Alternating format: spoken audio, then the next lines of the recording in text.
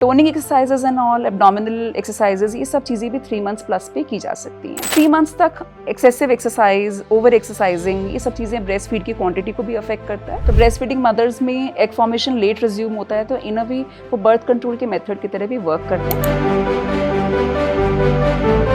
Delivery के बाद बहुत सारे प्रॉब्लम होते हैं, जैसे आपका वेट गेन हो जाता है और आपके हेयर फॉल होना शुरू हो जाते हैं।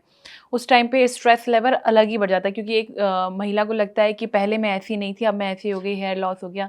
तो how to definitely body image भी एक इम्पॉर्टेंट फैक्टर है। उन्हें लगता है कि एक one of the factors which contributes to postpartum blues, उन्हें लगता है कि मेरा body shape, body image, body size, ये सब चीज़ें उनको बॉदर करती हैं। तो शी हैज़ टू अंडरस्टैंड कि when she is breastfeeding she can not be crash dieting और overexerting. That is a time to rest and feed the baby.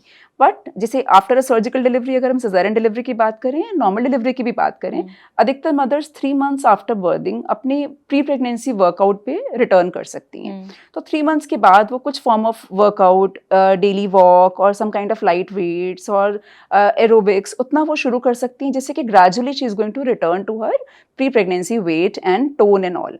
Toning exercises and all, abdominal exercises, ये सब चीज़ें भी 3 months plus पे की जा सकती हैं।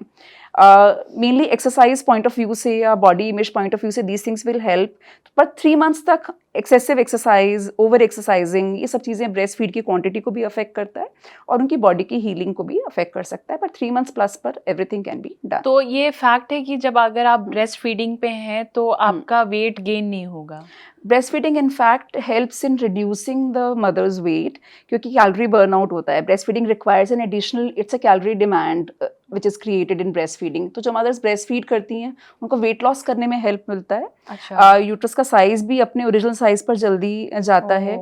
मदर का बेबी के साथ बॉन्डिंग तो डेफिनेटली होता है। तो मदर के लिए भी वेट लॉस पर्सपेक्टिव से, मेंस्ट्रुअल साइकिल्स में नॉर्मलसी बने रहने के पर्सपेक्टिव से, और कॉन्ट्रासेप्शन यानी कि थोड़ा सा एक पार्शियल कॉन्ट्रासेप्शन, बर्थ कंट्रोल के जो मेथड्स होते हैं उनमें ब्रेस्ट फीडिंग को एक तरह का कॉन्ट्रासेप्टिव मेथड, एक नेचुरल कॉन्ट्रासेप्टिव मेथड की तरह लिया गया है।